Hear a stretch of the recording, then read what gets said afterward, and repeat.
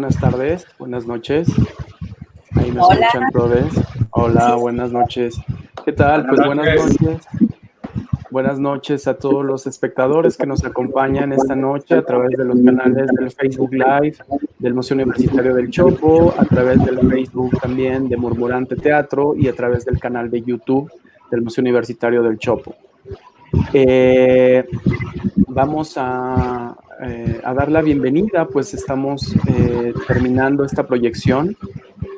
Bueno, me dicen acá que vamos a ir abriendo los micrófonos conforme vayamos interviniendo para que no se nos vicie la transmisión. Entonces, vamos a ir preparando poco a poco. Bueno, pues quisiera, a nombre del Museo Universitario del Chopo y de la Universidad Nacional Autónoma de México, darle la bienvenida a esta compañía que a lo largo de los años, Murmurante Teatro, se ha ido consolidando como un dispositivo escénico de pensamiento crítico sobre muchas de las interrogantes de vivir juntos, vivir en sociedad. Y esto lo han hecho desde 2008, Ariadna Medina y Juan de Dios Rat, que nos acompañan esta tarde, desde el 2008, y lo han hecho desde el epicentro de un enigma para todas las personas que estamos en otras entidades federativas del país llamado México, de este amplio llamado país llamado México. Y bueno, antes de empezar y darles la bienvenida, también quiero decir que tenemos varios invitados esta noche que harán con nosotros un recorrido sobre algunos aspectos que trata el documental Las constelaciones del deseo que acabamos de ver, y sobre otros temas que cruzan esta realidad y que van delimitando y conformando las realidades que viven las personas transgénero, las personas travestis, las personas de la comunidad LGBTIQ+. Y bueno, todo esto es lo que nos convoca esta noche y quiero agradecerles. Antes que eso, quisiera decir que hoy es 2 de octubre y 2 de octubre no se olvida. Es una fecha emblemática para el estudiantado de este país, para la juventud de este país, para la disidencia de este país y para imaginar un mejor futuro juntos. 2 de octubre, estamos aquí transmitiendo desde el Museo Universitario del Chopo. Muchas gracias a todas las personas que nos acompañan. Les invitamos que a través de nuestros canales chaten con nosotros, nos manden sus preguntas, porque esta noche de verdad tenemos estos invitados increíbles. Entonces, les doy la bienvenida a Ariadna Medina y a Juan de Dios para que nos presenten a los invitados de esta noche. Adelante. Claro que sí, Gabriel, muchísimas gracias por tu invitación y por la invitación del Museo Universitario del Chopo para poder brindarnos este espacio para transmitir las constelaciones del deseo. Un saludo muy, muy alegre y muy fraterno también a toda esta audiencia que nos está viendo a través de sus redes sociales, del Facebook Live, del YouTube, y también a los amigos de Murmurante que están ahí en la fanpage. Muchísimas gracias por destinar este espacio de su sábado para compartir con nosotros. Y pues bueno, por supuesto, también a nuestros panelistas que nos están acompañando el día de hoy. Hola Ligia, hola Roberto, hola Selmi, hola Avi. ¿Qué tal? Hola Ricardo, la verdad me da mucho gusto de verlos, aunque sea así en la virtualidad. Estamos muy contentos de poder platicar otra vez. Y bueno, cada evento de las constelaciones del deseo que hacemos en presencia siempre termina en un conversatorio en el cual nos acompañan activistas, investigadores y diversas personalidades que se mueven en distintos campos de acción de Mérida. Y bueno, este día no es la ocasión. Y bueno, yo quisiera pedirles a quienes nos acompañan que se puedan presentar brevemente.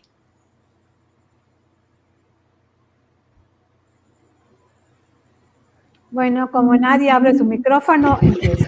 Buenas noches a todos. Soy Ligia Vega. Yo soy médica, soy investigadora y sexóloga, pero más que nada me considero ciudadana de este mundo, en particular de México, y esto pues me lleva a acompañar, apoyar proyectos como el de Murmurante Teatro, que aunque dice Ariadna que somos panelistas, yo creo que el ser amigos, el creer en lo mismo, el tener mismos objetivos es lo que nos hace estar acá a la mayoría de nosotros, o al menos a mí. Muchas gracias. Buenas noches.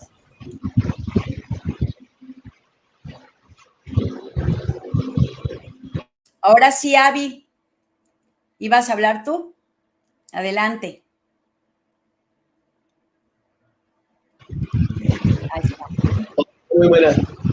Hola, No muy te me buenas muevas noches. Mi mucho, nombre es Karim. Miranda Abigail Trillo Herrera. Soy la presidenta y la representante legal de la Asociación Yucatán. Muy buenas noches tengan todos y cada uno de ustedes. Mi nombre es Miranda Abigail Trillo Herrera. Soy representante de la Asociación Yucatán aquí en el estado de Yucatán. Bienvenidos, buenas noches.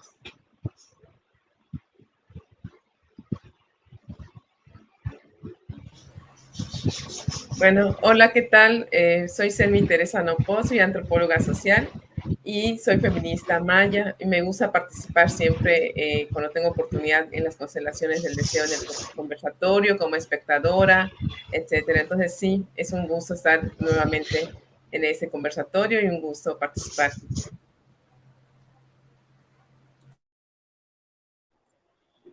Buenas noches, Hola. yo soy Ricardo Espadas, soy artista visual, participo en las constelaciones del deseo, en la estación de identidades murmurantes, dibujo y también participo en los paneles de las constelaciones. Muchas gracias. Hola, soy Roberto Franco, soy artista escénico, estoy colaborando con Murmurantes desde hace algunos años y a través de mi personaje Dodi Maleanta, que hace el performance durante la pieza, y también estoy en el panel.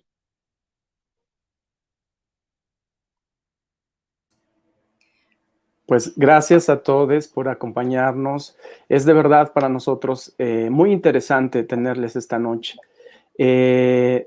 Para empezar esta conversación, como les decía hace un momento, pues no es fácil imaginar un contexto desde la distancia, ¿no? Está lleno de promesas, de ilusiones, de mucha mercadotecnia y de redes sociales, de cosas que desde la distancia nos parecen una cosa que normalmente no son tan ciertas.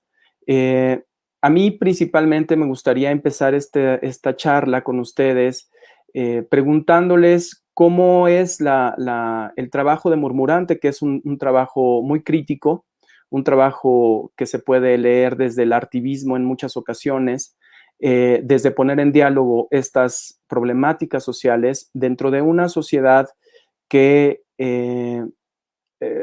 pues ha sido bastante tradicional, bastante costumbrista en una sociedad donde hasta hace muy poco se autorizó el matrimonio igualitario, que es una cosa que celebramos desde el Museo Universitario del Chopo. ¿Y cómo es el trabajo en este contexto? Empezaría por ahí. Bueno, pues muchas gracias, Gabriel, por abrir este conversatorio con esta pregunta. Yo me quisiera referir un poco a que Yucatán tiene grandes peculiaridades, ¿no?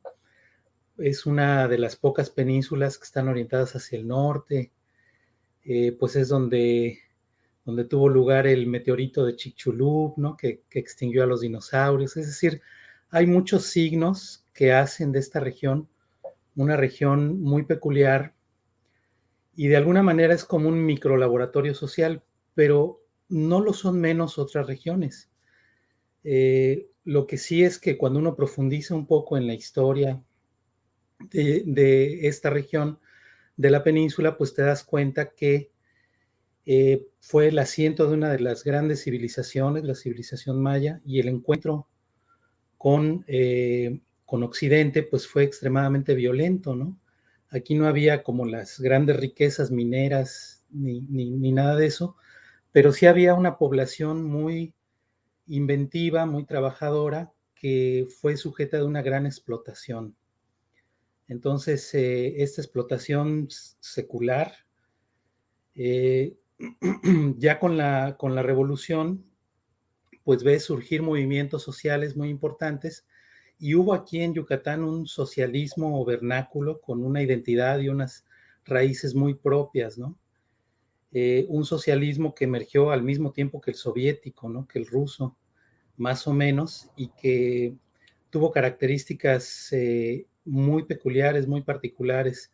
Entonces, de alguna manera, estas tensiones entre el avance, digamos, el progresista de la civilización, de las democracias modernas, aquí se dio de una manera también muy intensa. Entonces, ha habido siempre grupos conservadores muy fuertes que llegaron aquí con una visión muy señorial, muy castellana, y eso se refleja en lo cotidiano. Aquí, digamos que los hoteles, las avenidas, es una de las pocas ciudades que tiene un monumento a sus conquistadores, ¿no? En una de las avenidas principales, y el monumento fue erigido en el bicentenario de la independencia, ¿no? Entonces, es una gran contradicción, ¿no? Esto fue en 2010.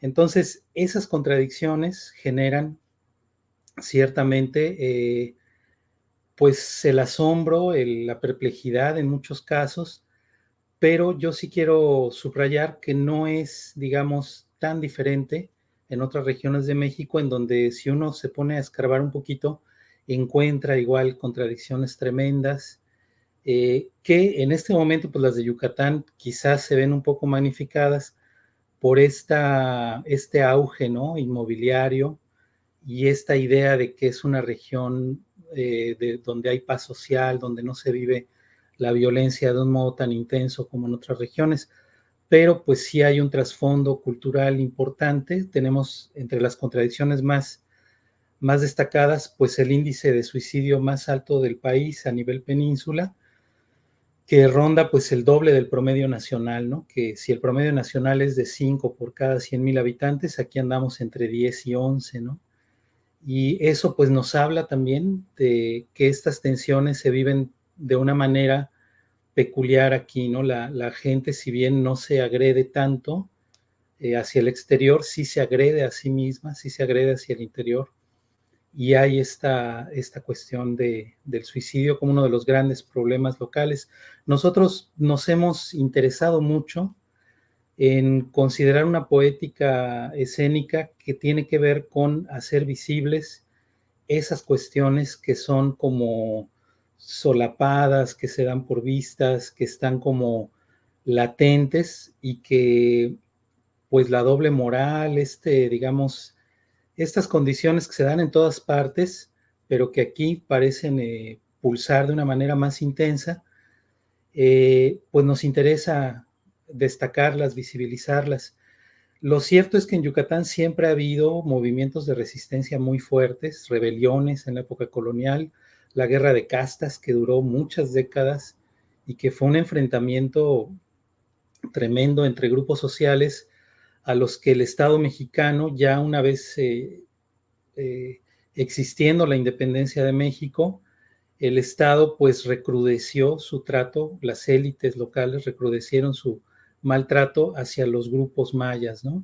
En vez de asignarles un estatus de ciudadanía, al acabar con las castas, supuestamente, con esa segregación que había en la época colonial, pues también se acabó con los pequeños espacios de autonomía que estos grupos tenían, y entonces se les empezaron a arrebatar territorios y demás, y se levantaron en armas, ¿no? Con la guerra de castas. Entonces siempre ha habido estos movimientos de resistencia, siempre ha habido grupos disidentes cuya lectura y rescate es muy importante y muy valioso. En los años 70, que fue, digamos, de las luchas más relacionadas cronológicamente con los movimientos del 68, que pues justamente hoy se conmemora el 2 de octubre, la matanza de estudiantes en Tlatelolco, pues aquí también hubo una fuerte represión en 1973-74, específicamente en febrero del 74, se asesinó a un joven estudiante de Derecho, un pasante de Derecho que asesoraba sindicatos, Efraín Calderón Lara, y que en un periodo de unos cuantos meses formó 9 sindicatos junto con otros estudiantes y trabajadores. Entonces, siempre ha habido en Yucatán esta capacidad de resistencia y de respuesta a las condiciones dadas y estas tensiones, ¿no? Y eso nos interesó mucho porque desmiente esta aparente fachada de que aquí no pasa nada, de que aquí los yucatecos somos muy, pues ahora sí que muy, muy campechanos, digamos, entre comillas, es decir, que no nos preocupan las cosas, que somos despreocupados. Pues eso es un mito, ¿no? Es un mito regional, como los hay en otros lugares acerca de otras culturas, ¿no?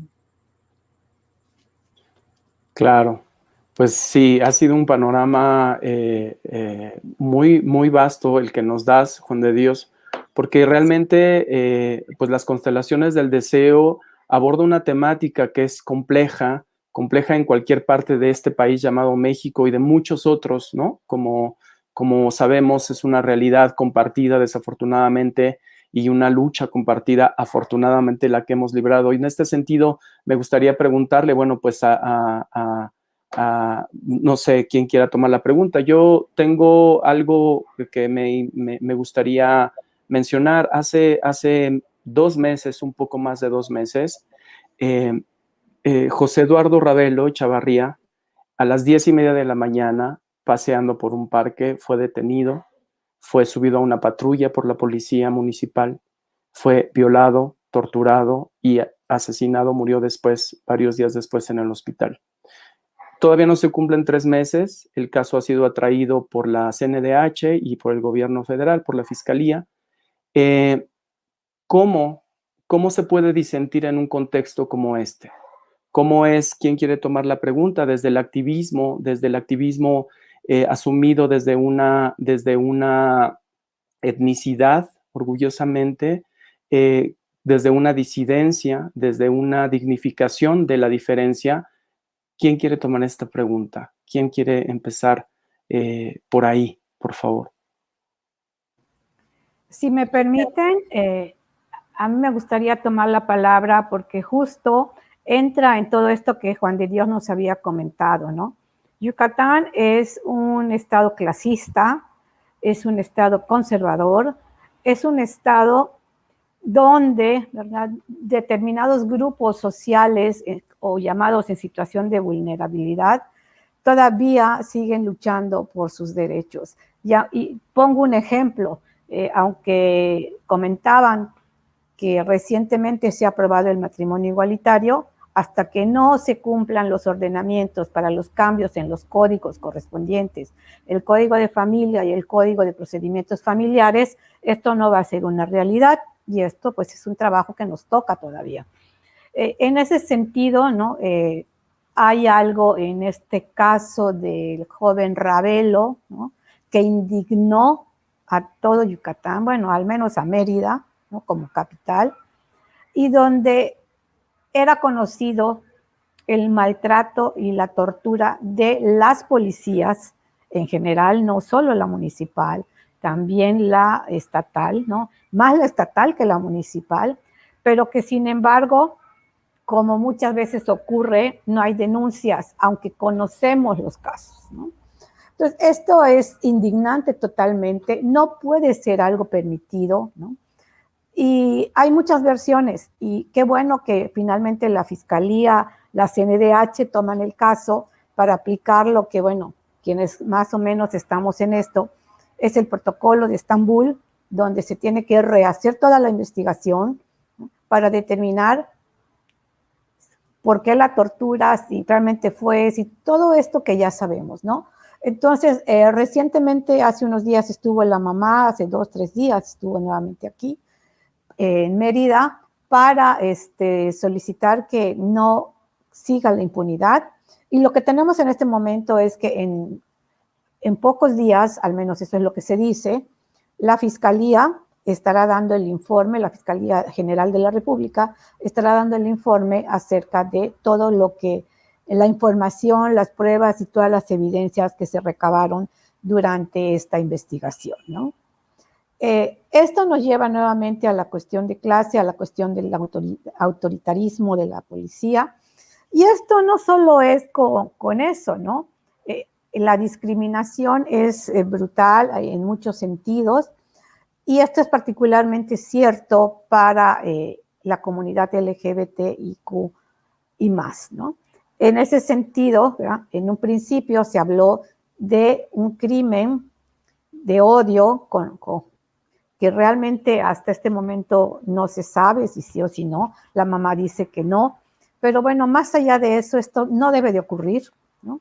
Y hoy una de los pedimentos al nuevo Congreso es justamente que adecúen y armonicen y hagan operativo la ley contra la tortura de personas, que existe, pero como muchas leyes en este país, no lleva aparejados sus códigos reglamentarios, ¿no? Y por eso se convierten en letra muerta, ¿no? Claro. Y así podemos hablar de los crímenes de odio, ¿no? Claro. Sí, justo, bueno, no sé si Abigail o alguien más quiere tomar la pregunta o seguimos avanzando, porque realmente surgen muchas cosas a partir de esto. Hay, no sé, este tendedero de denuncias que se ha puesto ya varias veces en la plaza para convocar a las propias mujeres víctimas del abuso policial.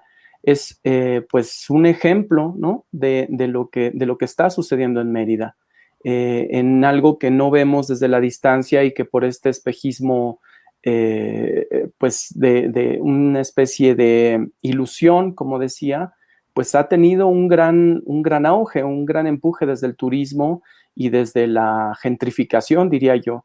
¿Cómo se lidia también con esta diferencia, ¿no? Me llama la atención muchos de los casos en la relación entre las personas originarias de la ciudad y los extranjeros, ¿no? Pienso que ha habido una gran migración últimamente en la pandemia y ya antes de un boom inmobiliario, por ejemplo, un boom que atrae muchísimo. Ustedes desde la disidencia, desde la resistencia, desde la reivindicación de la diferencia, ¿cómo viven esto?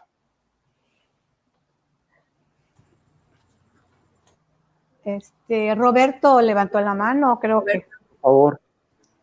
Hola, bueno, este tema que trajo Ligia a colación es un tema que es muy sensible. Esa fue una semana muy terrible porque pocos días de diferencia hubo también un asesinato a una mujer enfrente de su hija por una venganza de su antigua pareja. Y a los pocos días, bueno, fue el asesinato de Eduardo. Entonces fue una semana, unos días muy, muy terribles en cuanto a esos sucesos que aparentemente no ocurren en Yucatán. Cuando ocurrió lo de Eduardo, el colectivo LGBTIQ+, fue de los colectivos que más se movilizaron para hacer una protesta por esta situación, por lo que la gran parte de la sociedad, la buena sociedad yucateca, decidió que el colectivo LGBTIQ+, pues son un colectivo que solo está buscando un momento para tomar foco y pantalla y hablar y la ideología de género y demás, ¿no? Todas estas cosas que han inventado estos segmentos de la buena sociedad en Yucatán. También es muy curioso porque, bueno, hay una aplicación que es para conocer personas que se llama Grindr, en el que pues se han ido integrando personas de otros estados y de otros países que han venido a radicar a Yucatán. Y generalmente lo que ponen en los requerimientos para poder interactuar con estas personas es que no yucatecos, de preferencia fuereños, o sea, que sean de fuera de Yucatán, de otros estados de la República tal vez, y que generalmente vivan por la zona del norte. Porque Yucatán tiene dos zonas. El norte es la zona donde vive la gente bien, la gente empoderada, la gente adinerada, la gente de la casta cultural y divina.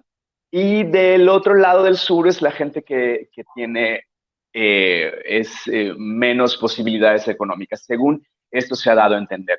Entonces también esta situación ha permeado incluso hasta en las redes sociales o en este caso en las redes de ligue. Entonces es una situación muy, muy contradictoria porque yo vivo en un pueblo que se llama Cholul Y resulta que ahora que hay una cuestión de limitación vehicular, que después de las 11 de la noche no puede circular, a menos que sea una emergencia, y a veces ni eso, ponen muchos retenes para entrar a Cholul. Y yo tengo que atravesar como unos 3 retenes por el periférico y a la entrada de Cholul. Y yo cada vez que voy a entrar, pues la verdad es que sí me da miedo, porque si te ven tatuado, pelón, maquillado, con uñas pintadas, eres ya como un potencial criminal.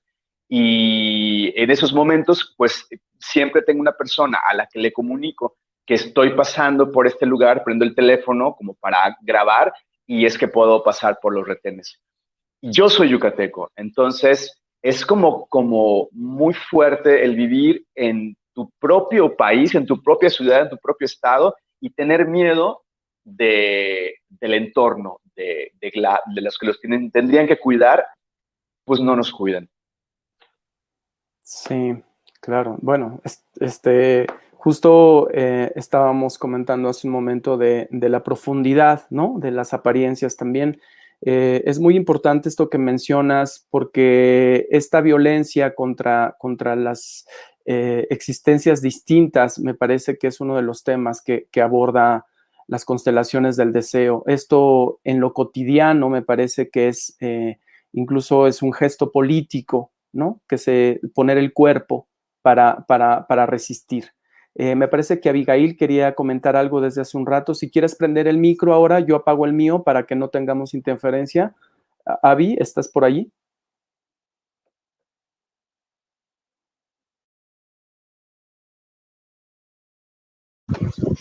Hola, buenas noches. Sí, mira, yo por lo que he estado escuchando con referente a lo que dicen mis compañeros, prácticamente soy una persona que siempre ha estado en lucha y en contra de la violencia, ¿no? Abby, si te mueves mucho no se escucha bien, agarra el micro y pégatelo, porfis, porque estás haciendo mucho estática. Hola, ¿ahora sí? ¿Ahora sí? Sí. Bueno, mejor, mucho mejor, te escuchamos mejor. Ok. Ok, bueno, yo desde mi perspectiva como persona que ha vivido violencia de muchos años atrás, concuerdo mucho con lo que han dicho mis compañeros y compañeras de activismo.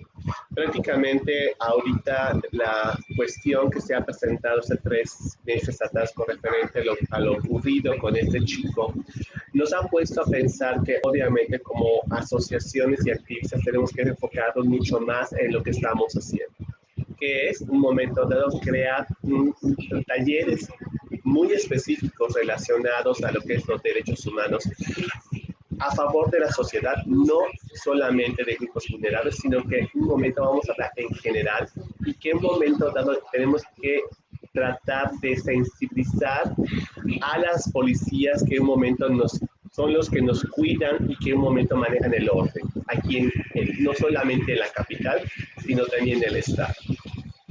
Hemos tenido como parte del Consejo, porque la mayoría que estamos aquí presentes pertenecemos al Consejo contra la Discriminación del Ayuntamiento de Mérida, en la cual hay una mesa que se llama Capacitación, en la cual yo soy representante y la que dirige esa mesa, ¿no? Nosotros desde hace 10 años hemos estado trabajando muy a la par con la Policía Municipal y obviamente pues prácticamente se ha capacitado, tenemos el decir que hemos trabajado y capacitado con la Policía Municipal. Obviamente que se presenta esa situación y obviamente que nosotros quedamos pues, prácticamente sorprendidas y sorprendidos de lo ocurrido, pero estamos muy conscientes de que nos falta mucho por avanzar con las policías prácticamente, que en un momento dado nos permitan entrar a sus áreas para poder capacitar, sensibilizar a sus poblaciones, pero no solamente a los policías de calle, que son los que en un momento tienen contacto directo con la sociedad, sino que también a los de alto rango. ¿Por qué digo los de alto rango? Porque prácticamente son los que toman las decisiones de lo que se hace y lo que no se hace. Y prácticamente tenemos conocimiento de que a veces ellos, los que están en la calle, tienden a hacer lo que en un momento les indica los talleres o lo que indica en un momento dado la información que se les da. Prácticamente hacen otras cosas de acuerdo a lo que dicen los comandantes. Entonces, lo que tenemos que hacer ahorita como parte de esta mesa es empoderar a los altos rangos, prácticamente empezar desde la cabeza para que después vayamos hacia las ramas. Entonces, creo que ese es un compromiso mayúsculo que vamos a empezar a tener ahorita con el Consejo. Mucho más aparte con otras actividades en las cuales vamos a empezar a trabajar lo que es el empoderamiento para la sociedad igual, porque prácticamente la sociedad necesita tener conocimiento y causa de lo que implica un derecho humano. Al momento que nosotros nacemos, pues tenemos derechos universales, como la educación, una vivienda digna, salud, y obviamente eso no todo el mundo lo sabe. Entonces eso va a ser ahorita nuestra labor como consejo, como activistas, como asociaciones, de empezar no solamente a trabajar con el ámbito político o con los servidores los servidores públicos de los ayuntamientos y del gobierno del Estado, sino que en un momento dado tenemos que empezar a trabajar ya con la sociedad para que en un momento dado conozcan también sus derechos desde el momento de que ellos lleguen al mundo o que nacen. Gracias. Muchas gracias. Acá yo quisiera preguntar... Selmi me parece que quería comentar algo, perdón, Gabriel. ¿Quién, perdón? Selmi. Selmi. Adelante, Selmi, por favor.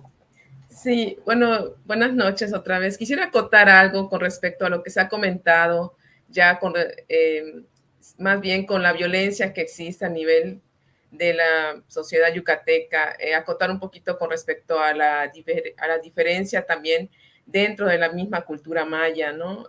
Se ha mencionado por Juan que Yucatán es el asentamiento de una gran cultura que sigue viva en muchas de las personas que estamos aquí y que pues mucha de esa violencia policial, institucional o del Estado está igual dirigida a la población maya hablante, a la población indígena, y que al mismo tiempo la diversidad sexual que está dentro de esta misma población pues vive ese tipo de violencia, ¿no? También hay casos de abuso policial a personas mayas que han muerto por violencia igual, de aprehensión cuando las aprenden, y en los separos fallecen a base de golpes y etcétera, ¿no? Entonces también hay que mencionar esta parte, ¿no? Que hay una violencia también a todo lo diferente, y lo diferente que no es aceptado como lo bonito, lo que se debe enaltecer, ¿no? Como son los mayas vivos, las personas mayas que estamos aquí caminando el día a día, sino que los mayas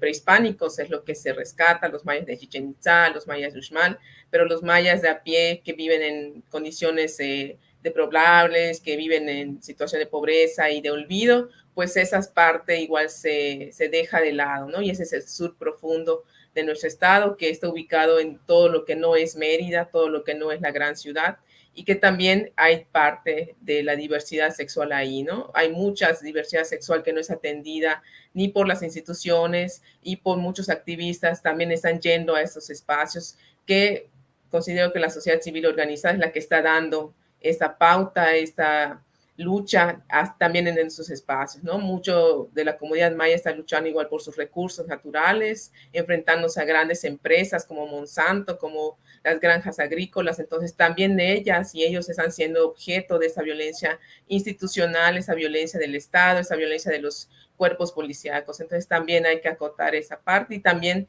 la diversidad sexual maya está teniendo también parte de esta violencia. Nada más eso quería como acotar para también darle esta orientación a todo lo que está mencionando ya todas las personas que han intervenido, que me parece valiosísimo resaltar esto, ¿no? Que parece que Yucatán es un estado tranquilo, donde no pasa nada, pero pasa muchísimo, y que se esconde dentro de esta generalidad de que es tranquilo, que vengan aquí, que somos muy pacíficos, pero en realidad no hay mucha paz para quienes habitamos el estado y que somos distintos y que no encajamos dentro de este modelo que se espera, que es de blanquitud, de belleza, de ciertos estados que son aceptados, ¿no? en los ciudadanos y en las ciudadanas. Como decía Roberto Franco, el temor de estar transitando libremente en tu estado es un temor que no solamente se siente por ser de la diversidad sexual, también se siente por ser de un color de piel que es siempre el objeto de duda, eres criminal, vas a ir a robar, estás en el norte, ¿qué haces en el norte? No es tu lugar, etcétera, ¿no? Entonces también eso hay que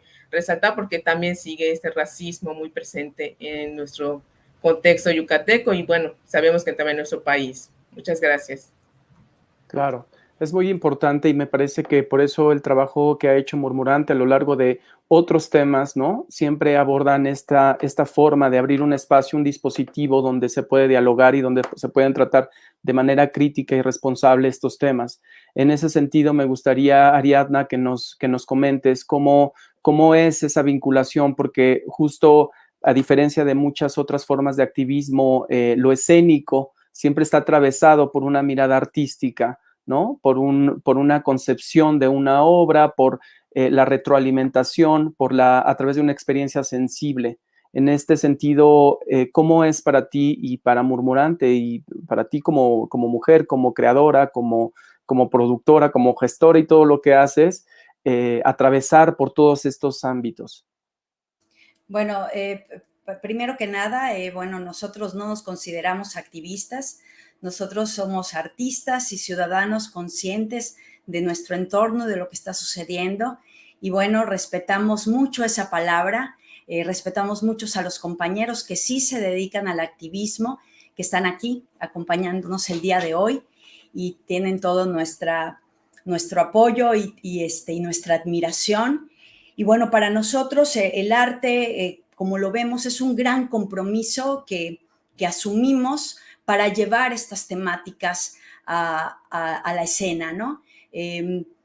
Lo asumimos como un compromiso también de vida y como un compromiso con la sociedad y con cada uno de los integrantes del grupo. Entonces, en este caso específico de las constelaciones del deseo, se convirtió en todo un hallazgo para nosotros como grupo porque nos posibilitó el poder hacer estas redes de colaboración, en conocer colectivos maravillosos como Yucatrans, que bueno, a través de las constelaciones también se conectó con otros colectivos y bueno, Roberto Franco que ya estaba con nosotros y ver cómo en cierta forma cada uno de los que fueron pasando por esta mesa que como bien dijo Ligia al principio, pues nada de panelistas, ya somos compañeros del camino, hemos pasado también por muchas cosas juntos, los que estamos aquí formamos parte del Consejo Municipal contra la Discriminación de la Diversidad Sexual y yo a través de ellos he aprendido muchísimo sobre sus luchas y sobre esta palabra empatía, que para mí me parece que hace poco en un evento que tuvimos de Los Bordes del Abismo, que es otra pieza que tenemos del suicidio, entendí un poco más acerca de ese significado, más allá de ponerse en lugar del otro, entender que lo que vive el otro, lo que piensa el otro, tal vez no es como yo lo veo, ¿no? Entonces, es como mucho más amplia la palabra. Y entonces, en este caso, todos los que están aquí hemos crecido con las constelaciones del deseo. Las constelaciones del deseo se ha permeado de sus comentarios, de sus sugerencias. Me estaba yo encontrando los primeros guiones que hicimos donde está Selmi ahí sugiriéndome algunas cosas, Ligia, Roberto, Avi también. Ayer estábamos escribiéndonos el padre Lugo. Todos estuvieron en la génesis de este proyecto, de tal manera lo que nos ha servido, como bien también comentó Juan de Dios Rat, Mérida ha sido Yucatán, nuestro gran laboratorio, pero nuestro gran laboratorio también de aprendizaje y de entender que, bueno, cualquier causa que abracemos a través de lo que nosotros hacemos, que es teatro y son documentales, tenemos que ser sumamente respetuosos con el otro y respetuosos y acompañar y estar y visibilizar, que también es parte del compromiso que nosotros tenemos como grupo.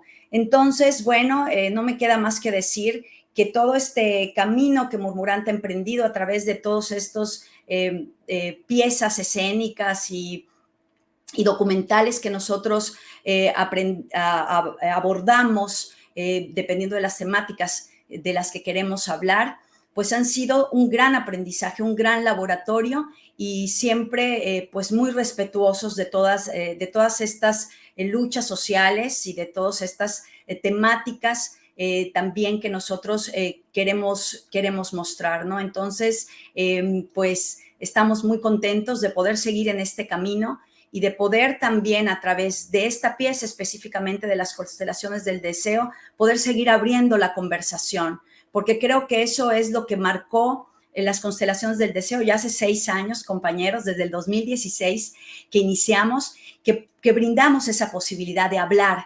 Hemos tenido personas que han pasado por el teatro con diferentes maneras de pensar y que de pronto no han salido como entraron, gracias a que pudieron escuchar otras formas de ver la sexualidad y de ver a los seres humanos. Entonces, pues más o menos es así. No sé si Juan quieres aportar algo.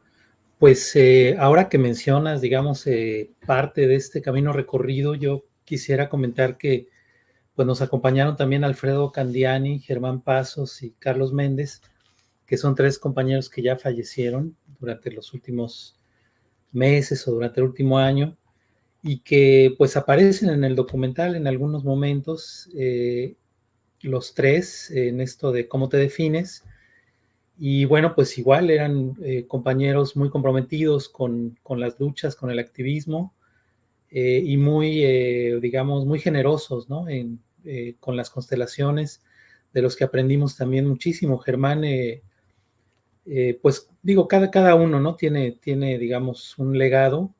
Germán era antropólogo y uno de los primeros investigadores que dieron a conocer, digamos, textos bastante reveladores de lo que era pues toda esta actividad de los grupos LGBT en una época en que eso era sumamente transgresor, ¿no? Publicar algo que tuviera que ver con estas temáticas, ¿no? El caso de Carlos Méndez, que coordinaba, fundó el albergue San Juan de Dios, el Oasis San Juan de Dios para personas con VIH en un momento en que era muy necesario y nadie más tenía, digamos, esa postura, ¿no? De entregarse a esa misión como él lo hizo y hasta sus últimos días. Es digamos, lo que quería yo mencionar. Tal vez la doctora Ligia tenga una memoria mucho más cercana y mucho más de mayor conocimiento del legado de estos compañeros. No sé, doctora, si quiera comentar algo al respecto. Muchas gracias, Juan de Dios. Y justo lo que tú comentabas, yo cuando veía pues el directorio al final del video y leer el nombre de Carlos, de Alfredo Morales Candiani, de Germán Pasos, ¿no? Bueno, pues decirles que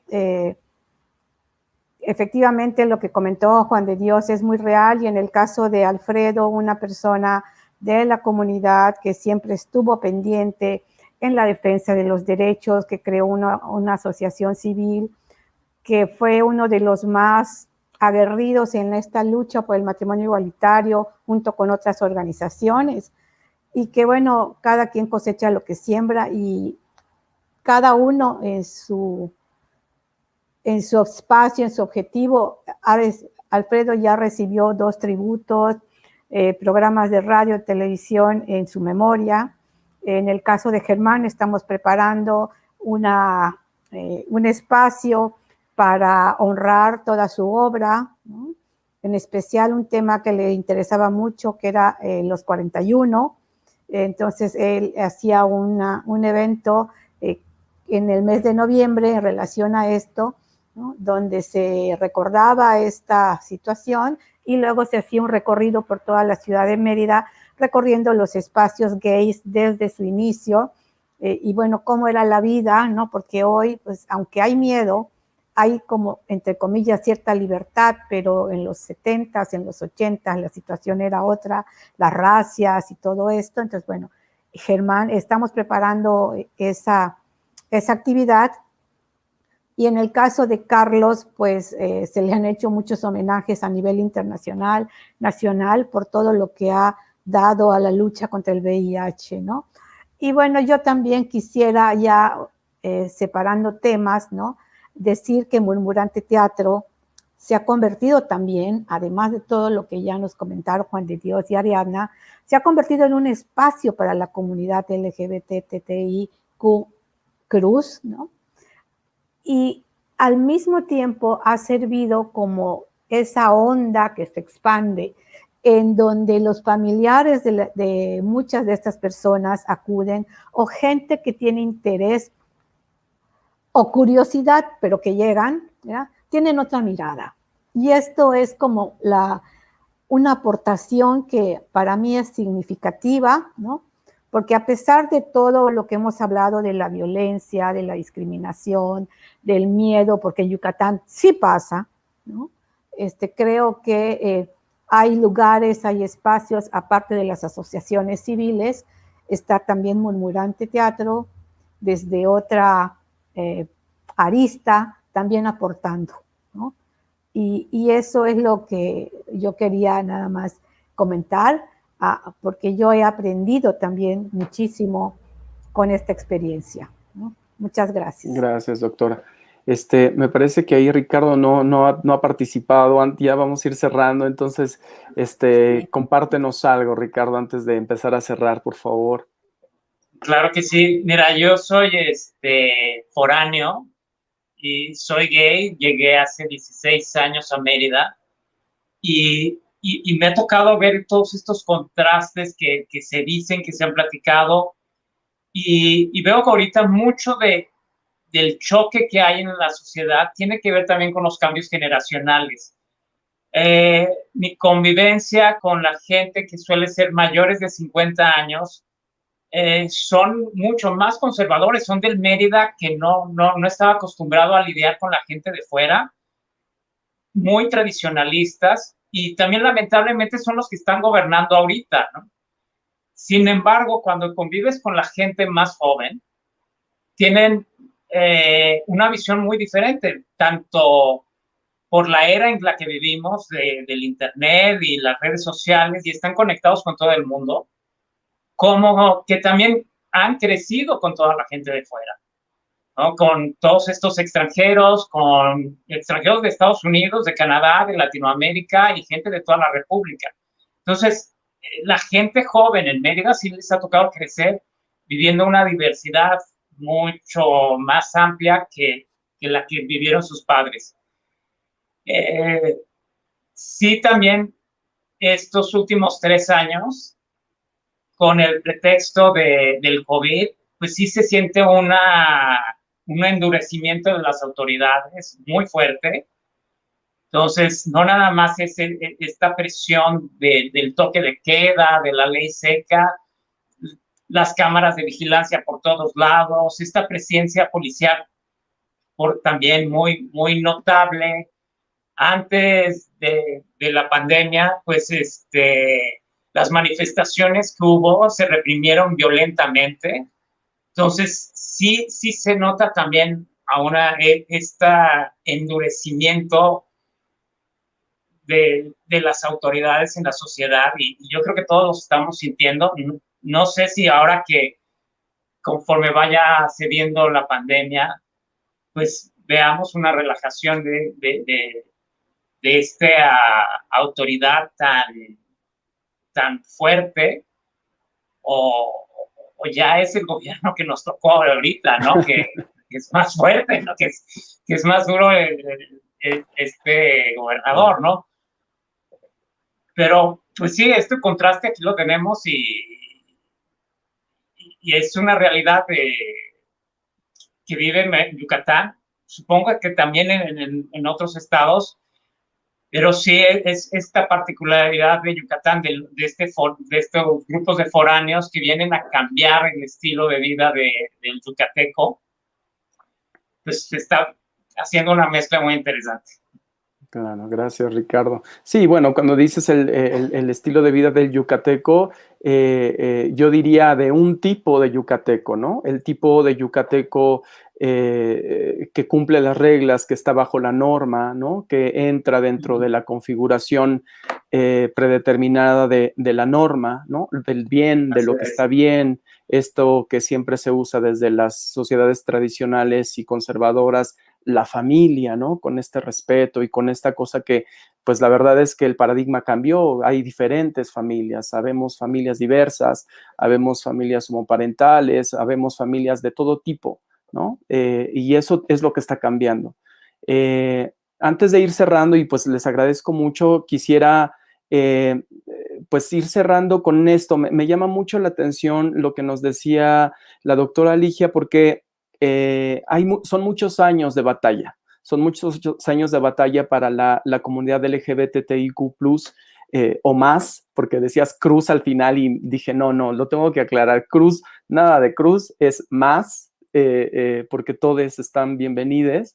Y la idea es darnos cuenta de cómo algo que platicábamos antes de entrar en la transmisión es cómo estas sociedades y estos estados también muy represores apelan a algo que el filósofo Jean Baudrillard habla de, que es la transparencia del mal. La transparencia del mal es el consenso. El consenso es la forma en que la gente en el poder se pone de acuerdo para invisibilizar a los otros. No es que esto sea nuevo, lo digo porque uno de los argumentos que leí para rechazar varias veces la autorización para el matrimonio igualitario era simplemente decir que en Yucatán no existe la homosexualidad, ¿no? Y me pareció realmente una sentencia, o sea, pensé que estaba leyendo un documento de Fray Bernardino de Sahagún o algo así, ¿no? Como del tiempo de la conquista, de la colonia, pero no, era uno de los argumentos que se habían dado, que en Mérida y en Yucatán no existían los homosexuales. Entonces ahora escuchándoles me siento complacido de conocer más de la historia y de saber que es una batalla, ¿no? Porque vivimos en una sociedad desafortunadamente que nos enseñó a tenerle miedo a las brujas, pero no nos enseñó a temer a quienes las quemaban vivas. Entonces, ahí está el dilema que enfrentamos ahora. Entonces, yo quisiera recordarles a la gente que nos está viendo que mañana tenemos una nueva transmisión de las constelaciones del deseo a la misma hora por los mismos canales, y tenemos pues un segundo conversatorio que ahí tendremos la oportunidad de ir cerrando muchas de las cosas. No estarán todas las personas que están acá hoy, habrá algún cambio, pero bueno, les agradecemos muchísimo. Por razones de tiempo, pues tenemos que cerrar la transmisión. Agradecer a la gente que nos está viendo. Esto estará en las páginas del museo, en las redes sociales, permanentemente, no así el documental, así es que mañana no se lo pierdan a las 7 de la noche. Muchísimas gracias de nuevo, no me extiendo más y buenas noches. Pues muy buenas noches, muchas gracias y nos vemos hasta mañana. Hasta luego, compañeros. Buenas noches, gracias. Qué gusto verlos. Buenas noches a todos. Gracias. Mañana nos vemos. Bye.